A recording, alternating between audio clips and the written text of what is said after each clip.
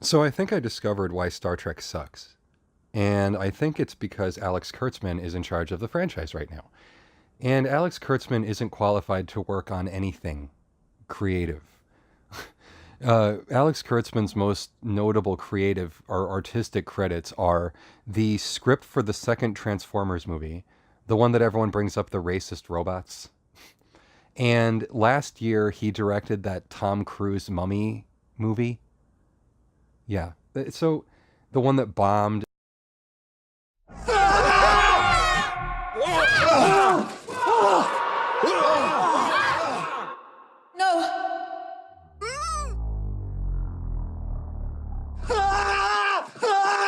And ruined Universal's plans for that whole dark universe where they were going to turn all of their original Universal monsters like the Mummy and the Wolfman and Dracula into some sort of half-assed Justice League or a Suicide Squad. I don't know. Johnny Depp was going to be the Invisible Man, which means he's only in a few scenes and then the rest are clothes on fishing line. But anyway. So Alex Kurtzman is known for those two things. Like he wrote the second Transformers with the racist robots, and he directed that awful Tom Cruise Mummy movie that basically killed a whole franchise for Universal. So why he was hired by CBS to helm another an institution that's been around for 50 years, I don't know.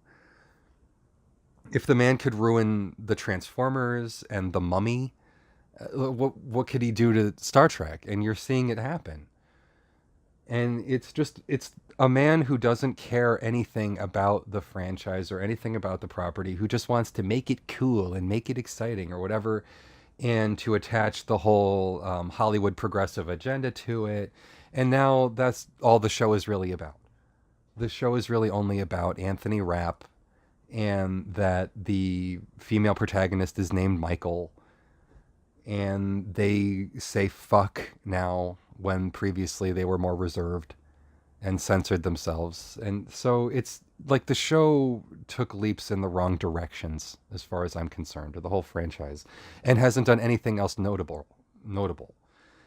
And I would blame Alex Kurtzman and CBS for not asking Jonathan Frakes to take over.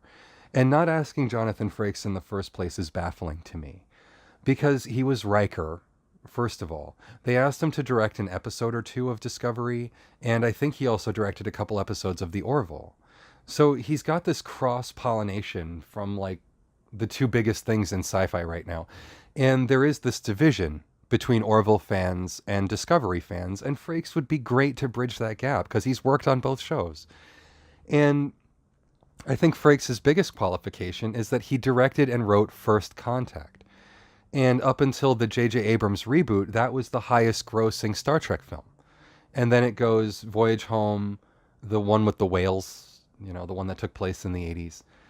And so I don't know why they're not asking a man who helmed the most successful film in the franchise, who's currently directing episodes of The Orville and of Discovery. Just ask him what to do.